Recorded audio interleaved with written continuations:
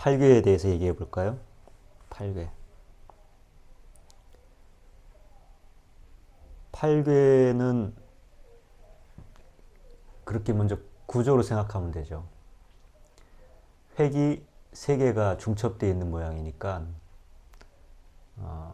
음양 변화를 세 번 거듭한 것을 표현한 것이다.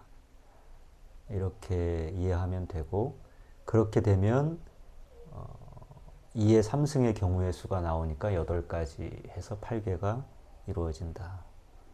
그래서 팔괘는 이 세 번 거듭됐다라는 것이 구조적으로 3층으로 표현이 되어 있기 때문에 결국 3의 숫자의 관계가 되는 그런 의미로도 해석이 될 수 있는 거예요. 그래서 팔괘 안에는 천지인이 담겨 있다.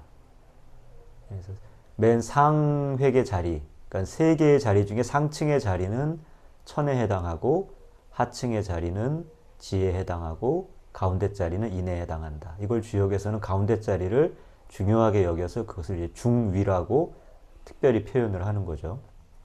그래서 팔괘는 그 경우의 수는 8가지이지만 기본적으로 그 모양은 3단의 형태, 천지인 3층 구조로 되어 있다라는 것이 제일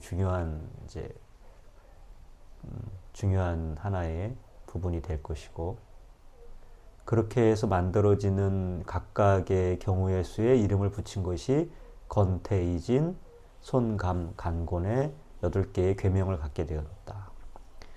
그래서 결국은 모든 음양의 변화가 3번 거듭되어서 3단계를 거쳐서 완성되어지는 형태는 8가지밖에 없다라는 사실에서 우리가 주변의 모든 변화되는 상황들이나 모든 변화되는 상태들을 그 8가지에 분류해서 각각 배속시키는 것, 그것이 팔괘가 갖고 있는 가장 중요한 기능이다.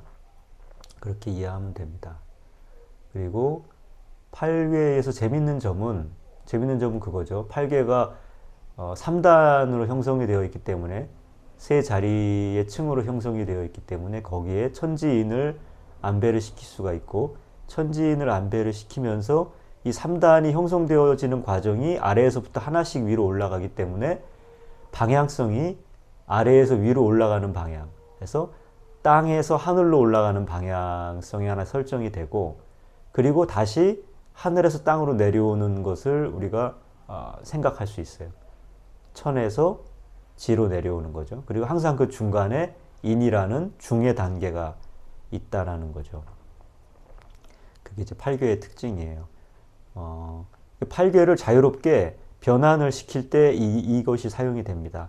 다시 말해서 밑에서부터 하나, 둘, 세 단계로 되어 있는 팔괘를 뒤집어서 쓸 때가 있거든요. 그 머리가 발이 되고 발이 머리가 되는 형태로. 그렇게 되면 실제로 우리가 볼 때는 뒤집은 모양이지만 뒤집을 필요가 없이 아래에서부터 땅에서 하늘로 올라간 것을 다시 하늘에서 땅으로 내려오는 것으로 이해를 하면 돼요.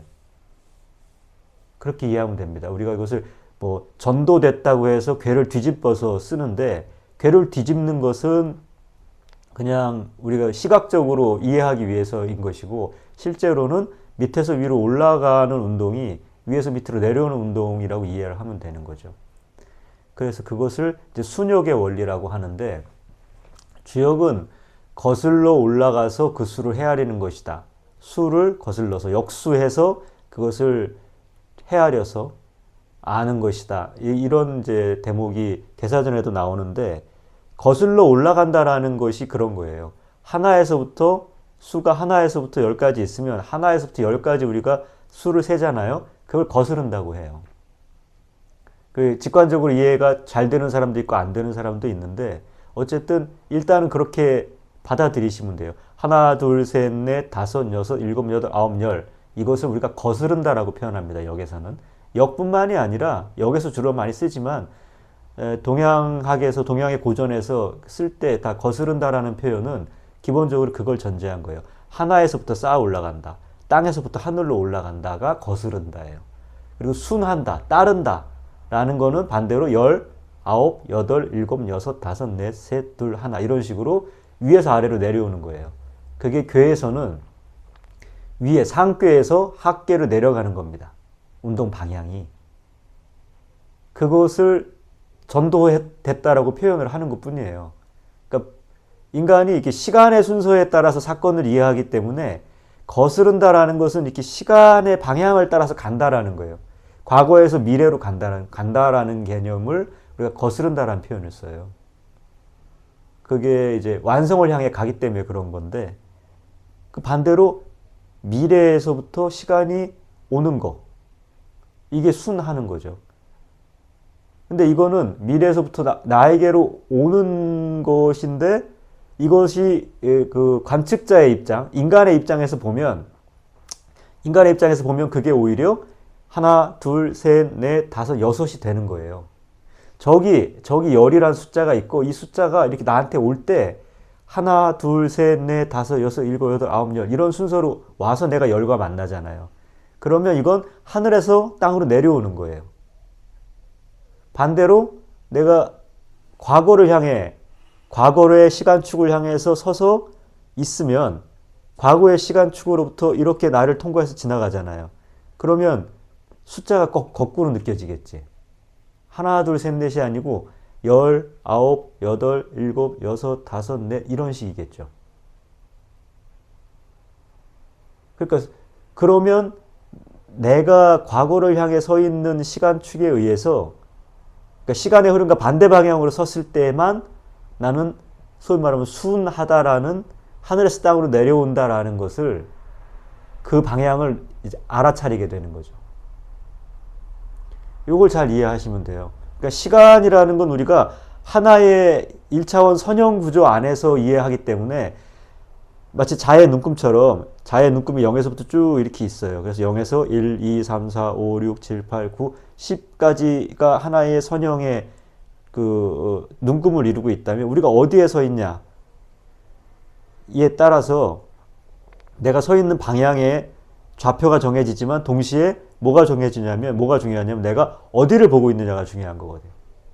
어디를 보고 있느냐. 내가 10을 향해 보고 있느냐, 1을 향해 보고 있느냐. 그래서 편의상 5라는 중간 지점에 나를 놨을 때 내가 미래를 향해 그 시점을 두고 있는지 과거를 향해 두고 있는지에 따라서 이 시간 방향은 한 방향으로 내가 이렇게 움직인다고 생각을 하고 있기 때문에 내가 보고 있는 방향을 향해서 시간이 가잖아요.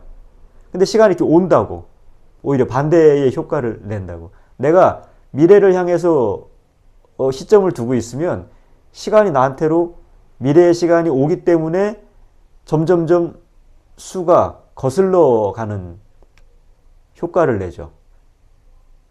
그래서 수를 거슬러서 미래를 안다라는 표현이 나오는 거예요.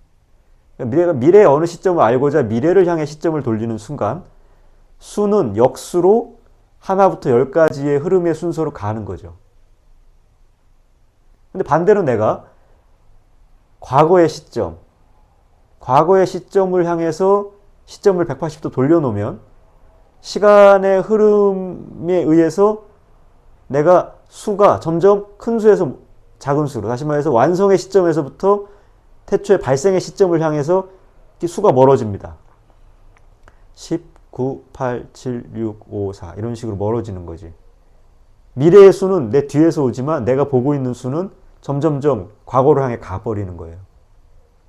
마치 테이블 거꾸로 틀어서 돌리듯이 그런 효과가 나타납니다. 근데 그런 걸 순하다라고 해요. 관측자 입장에서는 그런 효과가 나타날 뿐이지 관측자와 상관없이는 밑에서 위로 올라가거나 땅에서 하늘로 가거나 하나에서 열로 하나씩 쌓아가는 것이 거스름이고, 하늘에서 땅으로 내려오거나 아니면 완성에서 발생으로 가거나 전체에서 부분으로 가거나 10에서부터 9, 8, 7, 6 이렇게 수의 순서가 밑으로 내려가는 것을 순하다라고 하는 거예요. 이게 굉장히 헷갈리기가 쉬운데 이거를 잘 이해해 놓으면 8괴의 상을 볼 때 8괴의 상은 불과 3단계로 나눠져 있지만 3단계이기 때문에 방향이 명확하거든요. 또 변환도 가능하고 중이 있기 때문에 중을 중심으로 변환하기 때문에, 그러니까 아래 획부터 중간 획, 위에 획 이렇게 있으면 이게 밑에서부터 올라가면서 셈해서 이것을 궤의 명을 붙이는 순간 운동 방향이 정해지는 거거든요.